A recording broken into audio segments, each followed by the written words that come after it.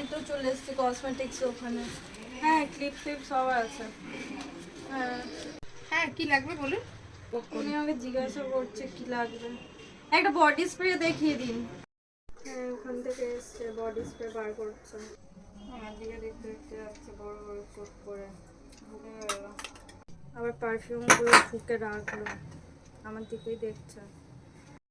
এ নাও দেখো কোনটা নেবে দেখো।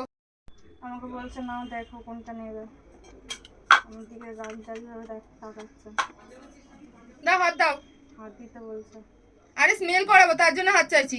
স্মেল করবে, স্প্রে করলো। গন্ধ নাও। গন্ধ নিতে বলছে। না তোমাকে এইসব মাল বিক্রি করবো না। আমাকে দেখাবে না বলছে, বলছে বিক্রি করবে না। তোমার কি মাথা খারাপ হয়ে গেছে নাকি?